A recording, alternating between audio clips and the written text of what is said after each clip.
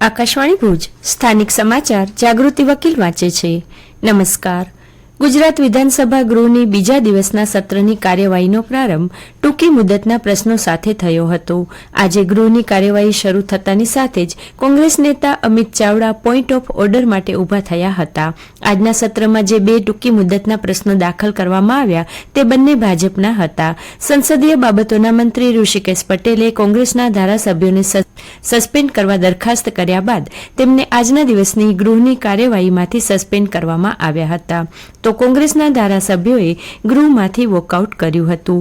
આવતીકાલે ગૃહમાં ગુજરાત માલ અને સેવા સુધારા વિધેયક તથા ગુજરાતના નશાબંધી સુધારા વિધેયક પર ચર્ચા થશે.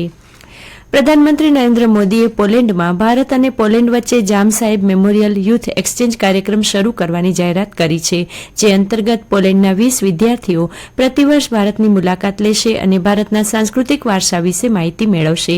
પ્રધાનમંત્રી નરેન્દ્ર મોદીએ તેમની પોલેન્ડ યાત્રા દરમિયાન વારસો શહેરમાં જામનગરના જામ સાહેબ દિગ્વિજયસિંહના ગુડ મહારાજા સ્ક્વેર સ્મારક ખાતે પુષ્પાંજલિ અર્પણ કરી હતી. તેમણે પોલેન્ડ અને જામનગરના સંબંધોને યાદ કરતા જણાવ્યું કે જામનગર જામ સાહેબનો અપાર પ્રેમ તેમની ઉપર છે.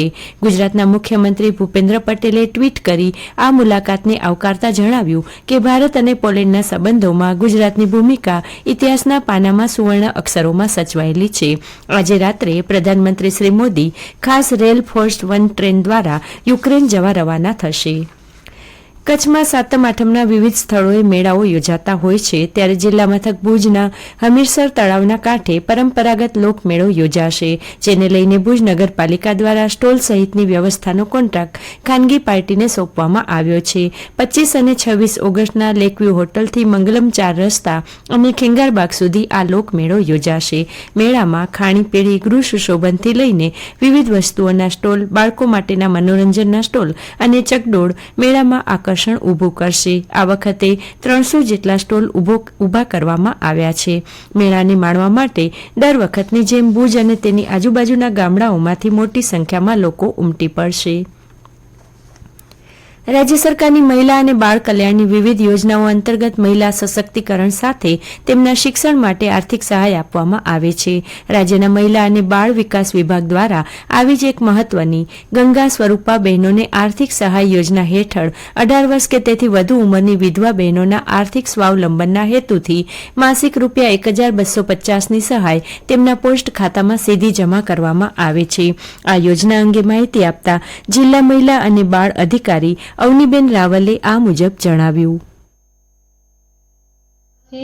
ઉપરની જે પણ વિધવા બેન હોય એમને આ પૈસા છે એ મળવાપાત્ર છે.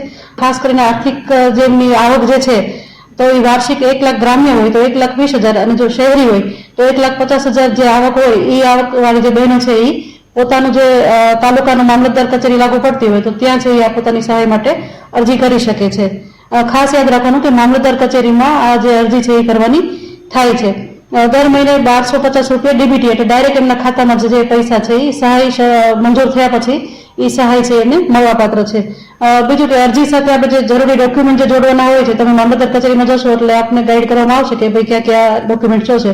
છતાંય હું આપને જણાવીશ કે એક તો એમનો ફોટો જોશે, બીજો એમના પતિનો જે મરણનો દાખલો છે જોશે, આવકનો દાખલો જોશે, પાસબુકની નકલ એટલે રહેઠાણનો પુરાવો જોશે, મહિલાના ઉંમરનો પુરાવો જોશે, બીજું રાશન કાર્ડની નકલ અને બેને પુનઃલગ્ન નથી કર્યા એવું એક એમને જે આધાર પુરાવા છે એ મામલતદાર કચેરીમાં એમને જમા કરાવે છે.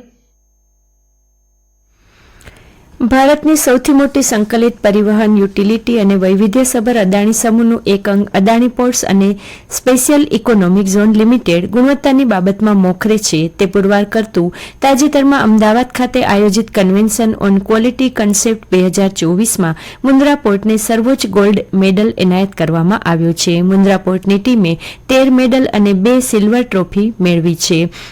ઉલ્લેખનીય છે કે વિવિધ ઉદ્યોગોના 300થી વધુ વ્યાવસાયિકોની 70થી વધુ ટીમોએ આમાં ભાગ લીધો હતો. તે આ સમાચાર બુલેટિન પૂરું થયું. નમસ્કાર.